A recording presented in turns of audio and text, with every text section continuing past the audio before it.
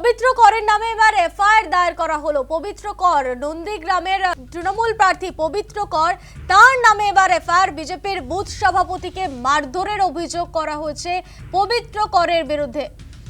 পবিত্র করের নামে এবার এফআইআর দায়ের করা হলো। নন্দীগ্রামে তৃণমূল প্রার্থী পবিত্র করের নামে এফআইআর। বিজেপির বুথ সভাপতিকে মারধরের অভিযোগ রয়েছে পবিত্র করের বিরুদ্ধে। আপনারা জানেন সদ্য কিন্তু একেবারে দেখা গিয়েছে তৃণমূলে যোগদান করেছেন এই পবিত্র কর এবং একেবারে শুভেন্দু ঘনিষ্ঠ পবিত্র কর, নন্দীগ্রামের ভূমিপুত্র তিনি।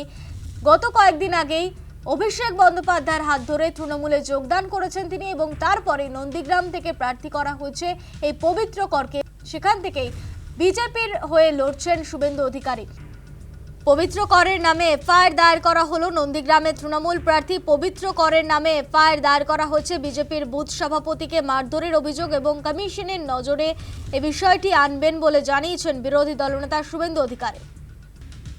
বলুন তো, ইলেকশন কমিশন, আমি তো অবজেকশন দিইনি, স্কুটিনি আমার প্রয়োজন নেই দেওয়ার, আমি নির্বাচনে হারাবো, তো অবজেকশন দিলেও নমিনেশন যায়।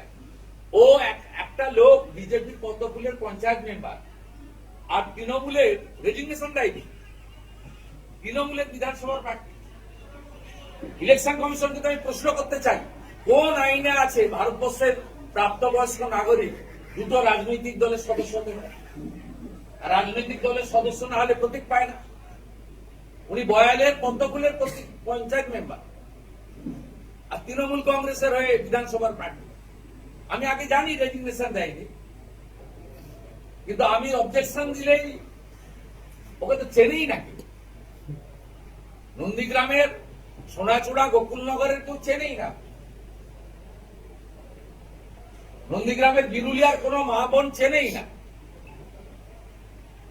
সেই জন্য আমি অবজেকশন দিইনি, কিন্তু ইলেকশন কমিশনকে আমি প্রশ্ন করতে চাই, রিটার্নিং অফিসারকে প্রশ্ন করতে চাই, কোন আইনে একজন পদ্ম ফুলের পঞ্চায়েত মেম্বার সে জোড়া ফুলের প্রার্থী হন, তার নমিনেশন ভ্যালিড হয়?